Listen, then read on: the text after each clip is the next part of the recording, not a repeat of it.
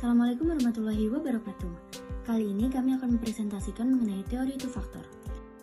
Kelompok kami beranggotakan Nur Alianisa Mubarohah, Rema Adha, Utari Rindutia Wardani, Elsa Nur Fadila, Natasha Magfiro, Ayu Arum Azhara, dan Audina Fitriani. Di sini ada biografi Charles Edward Spearman. Charles sendiri lahir pada tanggal 10 September 1863 dan wafat pada tanggal 17 September 1945. Charles adalah seorang psikolog Inggris yang dikenal bekerja di bidang statistik sebagai pelopor analisis faktor dan untuk koefisien korelasi peringkat. Dia juga melakukan pekerjaan peneliti kecerdasan manusia, termasuk teorinya bahwa skor tes kognitif yang berbeda mencerminkan faktor kecerdasan umum tunggal dan menciptakan istilah faktor G. Yang kedua ada pembahasan teori. Teori kecerdasan two factor. Pada tahun 1904, Spearman telah mengembangkan prosedur statistik yang disebut analisis faktor. Dalam analisis faktor, variabel terkait diuji korelasinya satu sama lain. Kemudian korelasi item dievaluasi untuk menemukan klaster atau kelompok variabel. Spearman menguji seberapa baik orang melakukan berbagai tugas yang berkaitan dengan kecerdasan, yang meliputi membedakan nada, memahami berat, warna arah, dan matematika. Saat menganalisis data yang dia kumpulkan, Spearman mencatat bahwa mereka yang berhasil di satu bidang juga mendapat nilai lebih tinggi di bidang lain. Dengan data ini, Spearman menyimpulkan bahwa pasti ada satu faktor sentral yang mempengaruhi kemampuan kognitif kita. Perkembangan teori Spearman. Yang pertama sebagai bukti eksperimental, yang kedua G dan S, yaitu teori dua faktor Spearman, mengusulkan bahwa kecerdasan memiliki dua komponen, yaitu kecerdasan umum atau G dan kemampuan khusus atau S.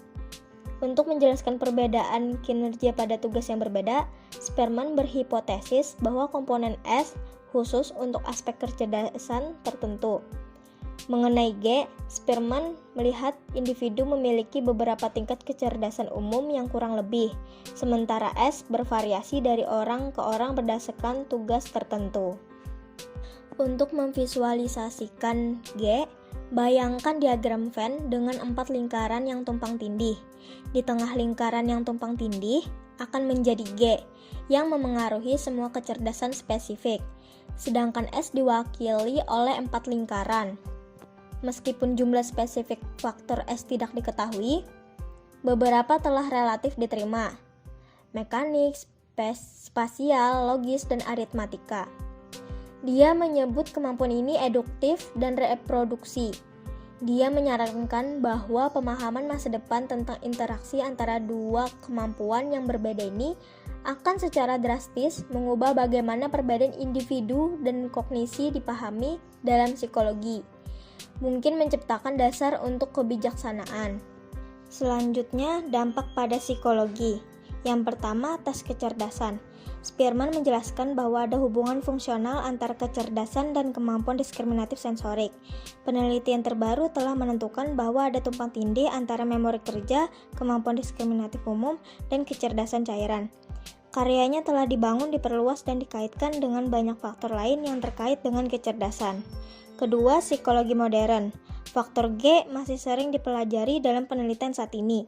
Misalnya, sebuah penelitian dapat menggunakan dan dibandingkan dengan berbagai ukuran kecerdasan serupa lainnya.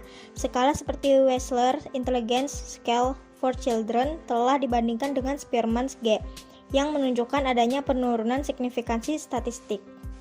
Selanjutnya, refleksi pengalaman. Doni dan Rina melakukan tes inteligensi dengan alat tes yang sama. Hasil tes antara Doni dan Rina sama, yaitu 110 atau rata-rata. Doni selalu mendapatkan peringkat 3 besar, namun Rina sulit untuk mendapatkan peringkat 10 besar. Berdasarkan ke teori dua faktor Spearman, tes inteligensi tidak mengukur faktor S, namun hanya mengukur faktor G. Hal ini menunjukkan bahwa faktor S tidak selalu sama. Ternyata si Doni selalu rajin untuk belajar, sedangkan si Rina menyukai seni seperti melukis, menggambar, dan menyanyi. Berikut adalah referensi yang kami gunakan. Baiklah, terima kasih. Mohon maaf apabila ada salah kata. Wassalamualaikum warahmatullahi wabarakatuh.